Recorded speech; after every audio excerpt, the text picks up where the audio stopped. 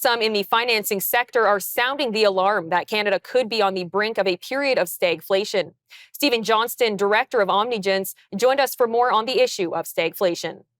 It's basically a period of elevated inflation and below trend growth.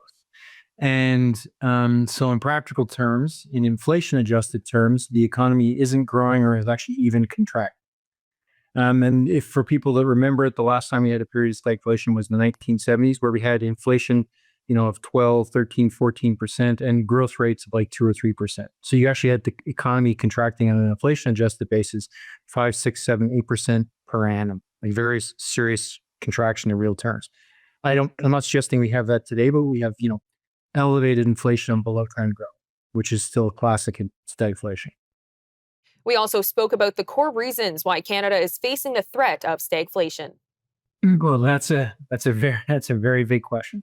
So we'll break it into two parts: what's driving inflation and what's driving poor economic growth. It's probably easier to do it that way. So on the inflation side, there's a number of factors in Canada that are inflationary, but I'll just try to flag probably three. So the first is we have very large fiscal account deficits, meaning, the federal, provincial, and municipal governments all run deficits, and they have been for decades, and those deficits are progressively getting larger.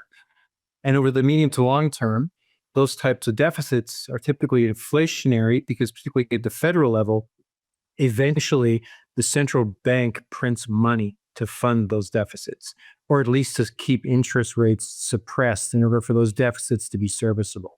So that's the first issue in Canada's chronic fiscal deficits. And then an additional problem in Canada is the current account deficit. And that's just, the goods we export and the goods we import. And so we tend to import more goods than we export. And it's just another way of saying we tend to consume more than we produce. And that tends to be inflationary because the knock-on effect is it tends to make the currency structurally weak. And when the currency is weak and you run a current account deficit, you're importing goods and it costs you more and more to buy those goods, if you know what I'm saying.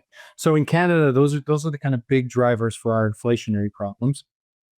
And on the growth side of the equation, it's really tax regulation and investment in productive capital. So obviously Canada is a very high tax country, corporate, personal, and capital taxes. And that tends to reduce the amount of capital available for investment. It tends to drive capital out of the market. On the investment in capital side, we chronically underinvest in productive capital. The lion's share of the investments we make in fixed assets is residential real estate. And residential real estate is not a productive asset. It's a consumption item. And so here's the problem in Canada. We don't actually invest a lot in productive capital. The investment we do make tends to be in residential real estate. We do it at all-time record prices, at all-time record high levels of debt.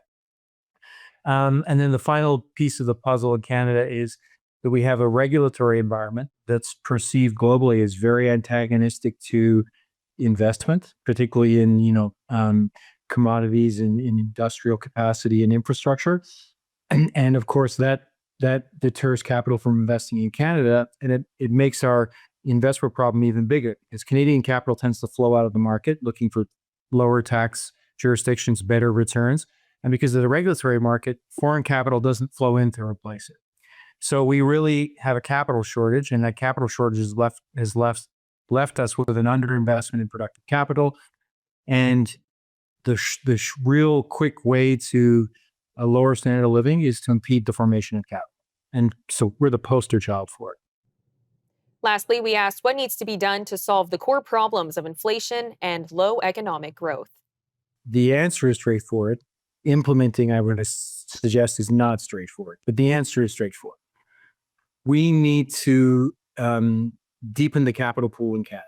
We need to encourage domestic capital to stay in Canada, and we need to encourage foreign capital to come to Canada. And what will that take? Well, that will take the elimination, like the we need to change the regulatory regime. We need to change the perception that it's impossible or very difficult to get things done in Canada. And that will keep capital in the country and encourage capital to come to the market. We can do that by obviously addressing the regulatory regime. We can also do that by addressing the tax regime. We have like I said, we have a reputation. We have a justified reputation of being a very high tax jurisdiction with a tendency for those taxes to go up. So if we signal to the market that we were going to start to reduce the tax burden in Canada, that would also, retain domestic capital and encourage capital to come into the country.